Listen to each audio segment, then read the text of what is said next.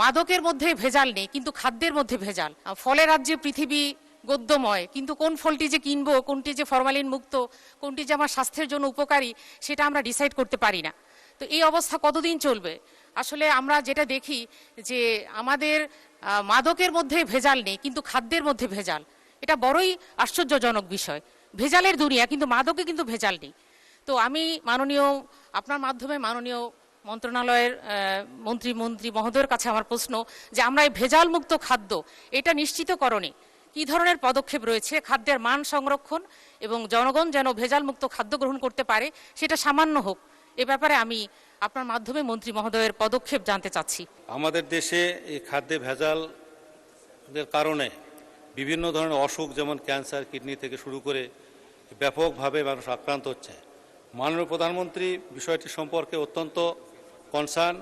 মাননীয় প্রধানমন্ত্রী গতকালই এই ভেজাল বিরোধী অভিযানগুলো পরিচালনার জন্য একেবারে ক্ষেত্র পর্যায়ে যারা কাজ করেন, মোবাইল কোর্টের ম্যাজিস্ট্রেট, তাদের সহ সংশ্লিষ্ট কর্মকর্তা এবং মাননীয় মন্ত্রী মহোদয়কে নিয়ে প্রায় 3 ঘন্টা এ বিষয়ে আলোচনা করেছেন এবং কিভাবে এই ভেজাল মুক্ত করা যায় খাদ্যদ্রব্যকে, সেজন্য মোবাইল কোর্ট পরিচালনা সহ অন্যান্য বিষয়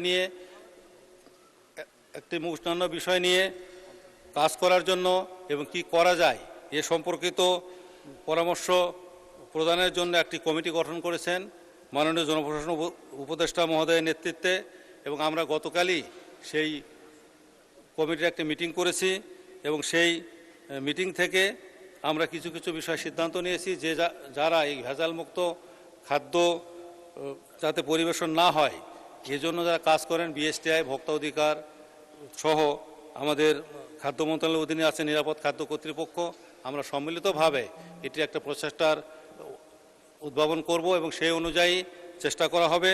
এবং আমি ব্যক্তিগত মনে করি মাননীয় প্রধানমন্ত্রীর নির্দেশনা অনুযায়ী আমরা এই ভেজালমুক্ত খাদ্যদ্রব্য ভেজালমুক্ত করতে যে পদক্ষেপগুলো গ্রহণ করা দরকার সেই পদক্ষেপগুলো গ্রহণ করার জন্য সচেষ্ট হব। এবং সব ক্ষেত্রেই, যেহেতু আমরা সব ক্ষেত্রেই স্বচ্ছতা, জবাবদিহিতার সাথে এ সরকার কাজ করছে এবং সকল ক্ষেত্রেই যাতে সাকসেস অর্জন করার জন্য প্রচেষ্টা শুরু হয়েছে, ইনশাআল্লাহ এক্ষেত্রেও আমরা সাকসেস হব এই আশাবাদ ব্যক্ত করি।